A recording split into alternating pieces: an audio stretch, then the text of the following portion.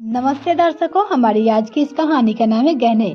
किस जगह पे शादी कर दी है मेरे माता पिता ने। ऐसा निकम्मा पति मिला है जो ढंग का तोहफा भी नहीं दे सकता। आज जन्मदिन है मेरा और तोहफे उठाकर क्या लाया है। ये फूलों का गुलदस्ता और ये 1000 रुपए वाली साड़ी। शादी के इन 16 साल में कोई साल तो ऐसा हो जिसमें कोई गहना लाकर दिया हो। इससे तो मेरी सहेली मीना ही ज्यादा अच्छी है। उसका पति हर बर्थडे पर कुछ न कुछ गहने उसे तोहफे में देता है, फिर वो पहनकर इतराती है, सबको दिखाती फिरती है। यहाँ तो पति दूसरे को दिखाने सारे रास्ते बंद कर दिए हैं। क्या दिखाओ, ये साड़ी और गुलदस्ता। वंदना निरंतर बड़बड़ाई किए जा रही थी, जबकि राजेश चुपचाप बैठा अपना बैग तैयार कर रहा था, साथ ही अपनी बड़बड़ाहट भी सुन रहा था। वो भी क्या बोलता, पत्नी मुस्कुराती थी और अब नई नई सहेलियों के साथ और ज्यादा गई, कम खुश नहीं थी। और वो ठहरा एक टीचर, महीने के 35,000 रुपए कमाने वाला। उसकी जेब ज्यादा खर्च करने से उसे रोकती। आखिर एक मध्यम वर्गीय परिवार की सीमाएं होती है। जब पत्नी नहीं समझती तो पति भी इस चीज को समझाएगा। राजेश की कोई इतनी तनख्वाह नहीं थी कि पूरे परिवार का खर्चा निकालने के बाद पैसा निकाल पाए। दोनों बच्चे की पढ़ाई थी, अम्मा की दवाइयाँ थी, घर के खर्चे, रिश्तेदारी को भी देखनी होती, बच्चे की हायर स्टडी के लिए भी कुछ जमा करने रखना। आखिर मध्य गरीब आदमी अपना हाथ खींचे भी तो कितना, और ऊपर सोने का भाव वैसे ही आसमान छू रहे हैं। और यह पत्नी ऐसी थी कि अपनी सहेलिया को देख देख कर हमेशा उस पर दबाव बनाती कि उसे तोहफे में सोने के गहने ला कर दे। ये तक नहीं देखती कि उसका परिवार उसकी कितनी कदर करता है। वो तो रात के 10 बजे ही सो गई थी। उसके बर्थडे के लिए राजेश और बच्चे ने मिलकर हॉल सजाया था। अम्मा जी ने अपने हाथों से गर्मा गर्म हलवा बनाया। राजेश 10 बजे के बाद मार्केट से जाकर खास उनके लिए केक लेकर आया था। सबको लगा था कि वो देखकर खुश हो जाएगी, पर नहीं। 12 बजे सबने उसे सरप्राइज दिया तो वो अपने तोहफों को देखकर उसने चिल्लाना शुरू कर दिया। सबसे प्यार और दुलार से तोहफे पर पीछे नहीं, कुछ नहीं था। सबके प्लान पर रखा था आज कोई नहीं जाएगा, बल्कि घर पे रखकर बन्ना का बर्थडे का कुछ खास करेंगे। लेकिन बन्ना के इस तरह के व्यवहार से सब लोग हैरान तो नहीं पर परेशान थे। हैरानी इसलिए नहीं हुई कि उन्हें पता था कि वो तोहफा में सिर्फ गहने सोचती है, और परेशान इसलिए कि सबका मूड ऑफ हो चुका था। वो कभी घर की भावनाओं नहीं देखती, इसलिए सुबह होते ही बच्चों मन बाकी चुपचाप अपने स्कूल चले जाते हैं। और अब राजेश जी भी स्कूल जाने की तैयारी कर रहे थे। अम्मा जी भी नाश्ते में मसालेदार खिचड़ी बनाकर अपने कमरे में माला फेरी कर रही थी। जानती थी कि आज बंदा कुछ नहीं करेगी, क्योंकि अभी भी बड़बड़ा रही थी। राजेश अम्मा जी के कमरे में गया और बोला, अम्मा मैं स्कूल जा रहा हूँ, तुम कुछ खाकर दवाई ले लेना। अम्मा जी ने एक नजर राजेश की तरफ देखा। उसकी आंख लाल हो रही थी। साफ लग रहा था कि अपनी पत्नी के इस व्यवहार से वो शायद रो भी चुका है। अम्मा ने शांत रहने के लिए इशारा किया और उसने अपने पास बुलाया। राजेश जाकर अम्मा के पास बैठ गया। अम्मा ने उसके सिर पे हाथ रखते हुए कहा, तूने कुछ खाया? अम्मा की बात सुनकर राजेश की आंखों में आंसू आ गए। भूख नहीं है अम्मा, सब ठीक हो जाएगा, बस तू शांत रह और अपने आप को मजबूत कर।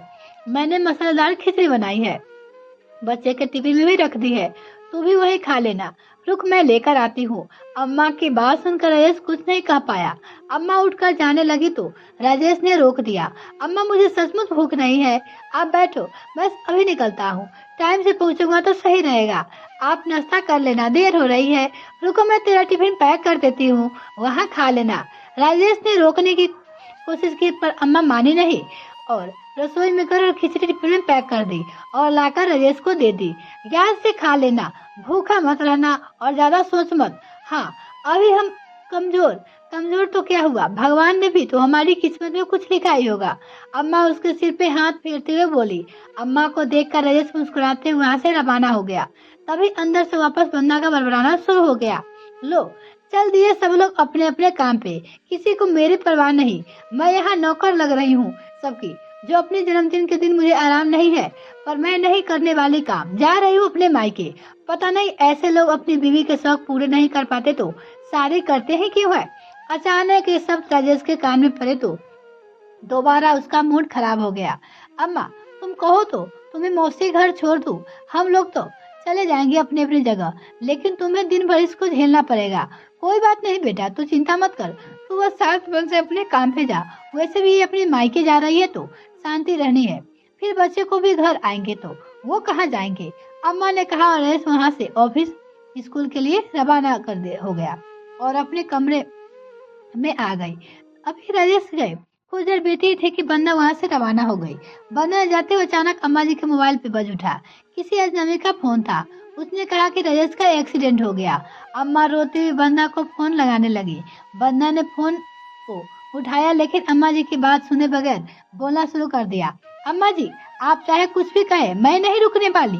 मैं अपने मायके जा रही हूँ। कम से कम आप लोगों से अच्छा जन्मदिन तो मेरे माता पिता ही सेलिब्रेट कर देते हैं। बहू, वो इसके आगे अम्मा जी बोल ही नहीं पाई, लेकिन क्योंकि बन्ना ने फोन काट कर दिया। अम्मा जी बार बार फोन ट्राई कर ही रही लेकिन बन्ना ने फोन नहीं उठाया। आखिर थक हार कर अम्मा जी पड़ोस में रहने वाली सुधा जी के घर पहुंची। वहां जाकर उसे फोन कॉल के बारे में बताया। अरे भाभी जी, कौन से अस्पताल में एडमिट कराया है? उसने ये नहीं बताया। मैंने तो पूछा ही नहीं, मेरा तो एक्सीडेंट का नाम सुनकर ही हाथ पैर फूल गए थे। अम्मा ने रोते हुए कहा। लाइए आपका फोन दीजिए, मैं जरा फोन करके पूछती हूँ इस नंबर पे। सुधा जी ने फोन करके बात की और सारे इन्फॉर्मेशन इकट्ठा करके अम्मा जी को लेकर अस्पताल पहुंची। साथ ही उन्हें बहू राजेश के घर की चाबी दे दी ताकि जब दोनों बच्चे आ जाए तो उन्हें घर की चाबी दे दे। अस्पताल पहुंचकर देखा तो राजेश सिर पे हल्की चोट लगी थी और बाएं हाथ फ्रैक्चर हो गया था। भगवान का शुक्र था कि उसे ज्यादा चोट नहीं आई थी। हॉस्पिटल जाकर भी अम्मा ने दोबारा बन्ना को फोन लगाया लेकिन उसने फोन नहीं उठाया तो अम्मा ने थक हार कर फोन कर लगाना बंद कर दिया। इधर बच्चे जब घर पहुंचे तो उन्हें पता चला कि राजेश का एक्सीडेंट हो गया, इसलिए अम्मा हॉस्पिटल गई है तो 7 साल का मनन रोने पड़ा। यहाँ तक कि 15 साल की बानी भी घबरा गई। तब सुधा जी ने बहू ने अम्मा से बानी से बात करवाई। अम्मा ने बानी को समझाया कि ज्यादा परेशान होने की जरूरत नहीं है, पापा को हल्की फुल्की चोट लगी है, शाम तक छुट्टी मिल जाएगी। तब तक जाकर बानी को तसल्ली हुई। तब मनन को चुप कराते हुए घर ले आई और घर आकर उसे खिलाकर सुला दिया। शाम को राजेश और अम्मा जी आने से पहले बन्ना घर पहुंच गई लेकिन बच्चे ने उसे कोई बात नहीं की। लेकिन अम्मा जी घर में ना देखकर बन्ना ने पूछा, तुम्हारी दादी कहाँ गई है और तुम तो अकेले घर पर क्यों हो? मैं कह रही हूँ तो मायके जा रही थी, फिर भी ना जाने कितनी बार फोन लगा दिया और अब तुमको अकेले छोड़कर चली गई। उसके बाद सुनकर बानी को बहुत गुस्सा आया। वो अपने कमरे में गई और अपने कमरे से अपना और मनन का दोनों का गुल्लक उठाकर ले आई और उसने सामने रखते हुए बोली, मम्मी आपको गहने चाहिए ना? ये 2 गुल्लक है, इन्हें फोड़ लो और जो भी पैसा निकले उससे अपने लिए गहने खरीद लेना। जानती हूँ कि मैं इसमें पैसा कम है लेकिन वादा करती हूँ कि जब बड़े होकर कमाने लग जाऊंगी तो आपके गहने दिलवा दूंगी। पर कम से कम भगवान के लिए घर में शांति रहने दो। यूं हर समय पापा के पीछे मत पड़ी रहा करो। आज पहली बार बन्ना ने बानी को चिल्लाते हुए देखा था और वो भी अपने आप के पक्ष में। यह देखकर बन्ना और ज्यादा तिलमिला गई। ओह, तो अब सब सिखाया जा रहा है तुम्हें मेरे खिलाफ। अरे एक औरत अपने पति के अपनी जरूरत के लिए नहीं बोलेगी तो किससे बोलेगी? तुम भी 15 साल की हो गई हो, क्या तुम्हें समझ नहीं है? अपनी माँ से बोलने की तमीज नहीं है तुम्हें? तमीज की बात तो आप कीजिए ही मत मम्मी। हमने पूरी रात आपके लिए इतनी मेहनत की लेकिन आपको तो बस दिखा तो सिर्फ तोहफे में सोने के गहने नहीं थे। आपकी सहेलियां क्या करती है हमें उनसे कोई लेना देना नहीं है, लेकिन आप क्या करती हो इससे हम सबको फर्क पड़ता है। आज पापा कितनी टेंशन से घर में निकले, रास्ते में उनका एक्सीडेंट हो गया और आपको अभी तक अपने तोहफे की पड़ी है। एक्सीडेंट कैसे हो गया? एक्सीडेंट मुझे तो बताया क्यों नहीं? अम्मा आपको बार बार फोन लगा रही थी ना, आपने एक बार फोन उठाकर पूछी तो ठीक नहीं समझा। वो फोन क्यों लगा रही है? आपको ठीक लगेगा भी क्यों? आपको तो गहने चाहिए। पति आपको क्या लेना देना? अपनी बेटी के पास सुनकर बन्ना शौक रह गई। तब तक अम्मा और सुधा जी राजेश के साथ लेकर वापस घर लौट आए। राजेश को देखते ही बन्ना उसके पास दौड़ते हुए गई और बोली, आप ठीक तो है ना? ज्यादा चोट तो नहीं आई? लेकिन उसे देखकर राजेश ने कुछ नहीं कहा, बस अम्मा जी से बोला, अम्मा मैं आराम करना चाहता हूँ, कहकर वो अपने कमरे में चला गया।